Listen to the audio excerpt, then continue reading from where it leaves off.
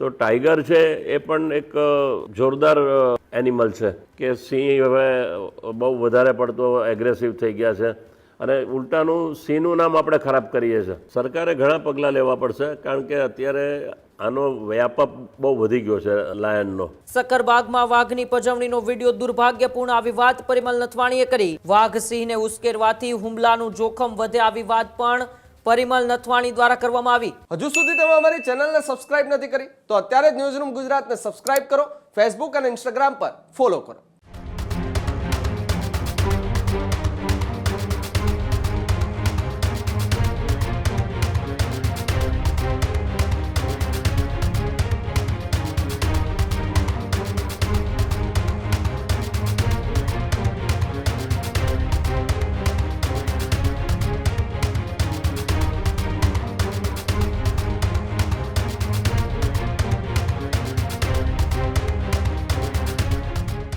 મહત્વપૂર્ણ સમાચારોની વિગતવાર વાત કરીએ તો સમાચાર જૂનાગઢના સક્કરબાગની અંદર જે વાઘની પજવણી કરવામાં આવી હતી એ વાઘની પજવણીને લઈને રાજ્યસભાના સાંસદ અને પ્રકૃતિ પ્રેમી પરિમલ નથવાણીએ હવે ચિંતા વ્યક્ત કરી છે.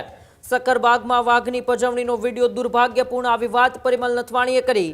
વન્ય પ્રાણીઓને ચીડવવું ગંભીર જોખમ બની શકે છે.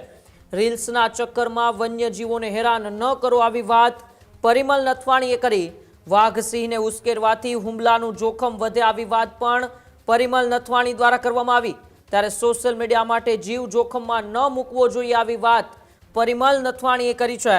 પ્રાણીઓની પ્રતિક્રિયા સ્વાભાવિક હોવાનું નિષ્ણાતોનું માનવું આવી વાત પણ પરિમલ નથવાણીએ કરી.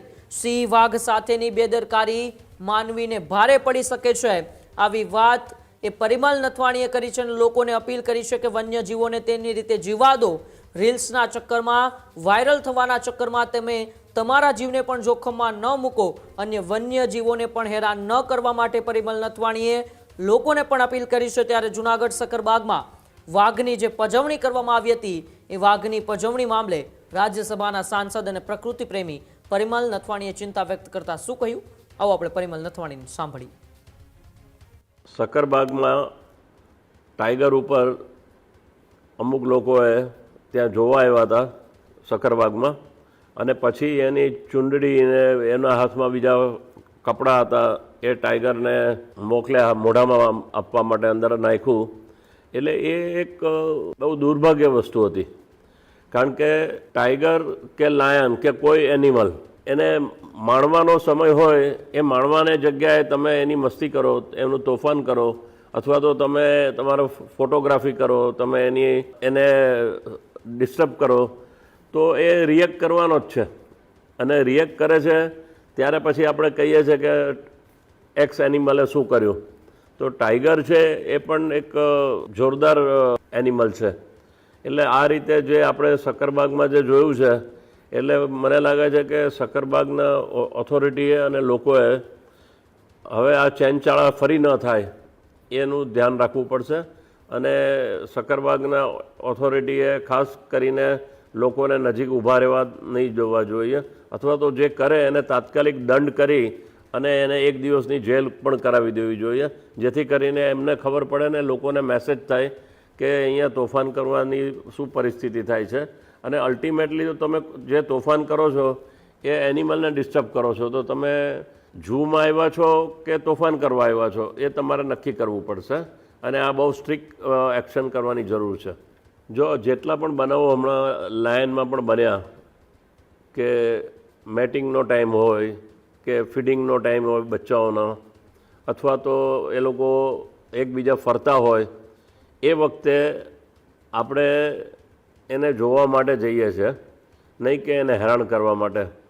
અને દરેક જગ્યાએ ફોરેસ્ટ ડિપાર્ટમેન્ટ અવેલેબલ ના હોય તો તમે બાઇકમાં ઊભા થઈને ફોટોગ્રાફી કરો, ગાડી ઊભી રાખીને ઉપર એની પાછળ ચાલવા માંડો તો એ તો એનિમલ છે. તમારે ધ્યાન રાખવાનું છે કે એનિમલ છે કે નહીં. હવે દાખલા જે ભગત કરીને જો એનિમલ હતો એને આ લોકો કેટલો હેરાન કર્યો પહેલાં અને અલ્ટિમેટલી શું થયું કે એ માણસ 21 વર્ષનો માણસ એ ગુજરી ગયો.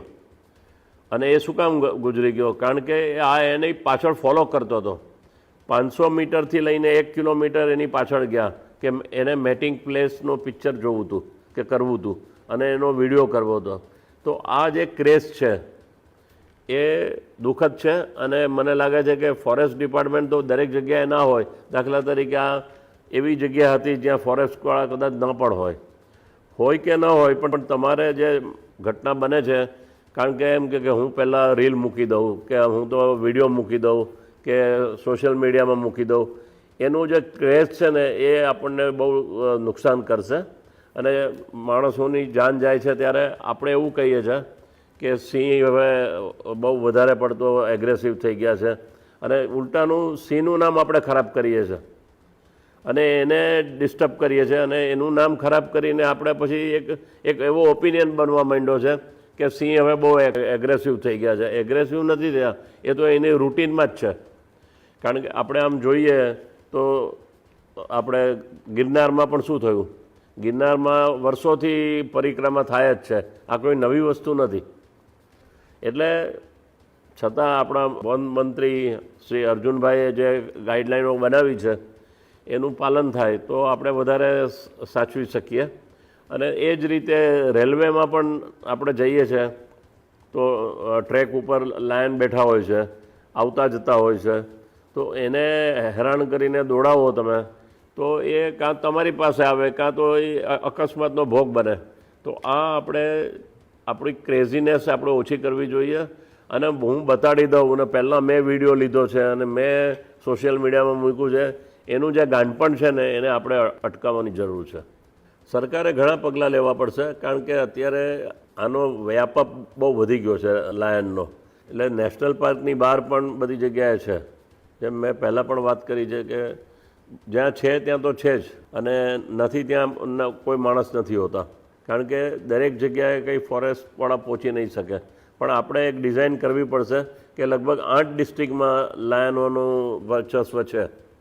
રાજુલા હોય, ધારી હોય, જાફરાબાદ હોય કે આપણે અમરેલી હોય, લીલિયા હોય, એ બધી જગ્યાએ જે વધી ગયું છે તો એનું આપણે વર્કઆઉટ કરવું પડશે. અને હું આપણા મુખ્યમંત્રી શ્રી ભૂપેન્દ્ર પટેલજીને બી અને વન મંત્રી શ્રી અર્જુનભાઈ અને માલી સાહેબને પણ હું જ રિક્વેસ્ટ કરીશ કે આપણે આ નવો સમય આવી ગયો છે કે આપણે સિંહને હેરાન કરતા નથી પણ લોકો સિંહને હેરાન કરે છે, એના ઉપર આપણે કોઈ એક્શન લેવા પડશે. અધરવાઇઝ આ વસ્તુ સિલસિલા ચાલુ રહેશે. એટલે આપણે કડક હાથે કામ લેવું પડશે. ખેડૂત ભાઈઓ છે ખેતરમાં ડ્રોન ઉડાવતા હોય છે ત્યારે આપણે એક પ્રશ્ન સતાવતો હોય છે કે જે આપણે અત્યાર સુધી જીપીએસ ટેકનોલોજીવાળા ડ્રોન વાપર્યા છે, જેથી કરીને મોબાઈલ ટાવર છે અથવા તો હાઈ ટેન્શન લાઇન પસાર થતી હોય, કોઈ વૃક્ષો હોય, ત્યારે જે જીપીએસ ટેકનોલોજીવાળા ડ્રોન છે એમાં ટકરાય અને ટ્રેસ થાય છે. પણ એગ્રીવન લાવ્યું છે જીએનએસએસ ટેકનોલોજી ડ્રોન, જેથી કરીને એ ડ્રોન છે એ કોઈ જગ્યાએ ટકરાય નહીં, પોતાની રીતે જ ડિસિઝન લે છે ને મૂવ થઈ જાય છે. જેથી કરીને જીએનએસએસ ટેકનોલોજી ડ્રોન છે એ વાપરવાનો આગ્રહ રાખો. ત્યારે જ ન્યૂઝરૂમ ગુજરાતની યુટ્યુબ ચેનલને સબસ્ક્રાઇબ કરો અને ઇન્સ્ટાગ્રામ અને ફેસબુક પર ફોલો કરો. અપડેટ રહો, સત્યની સાથે રહો.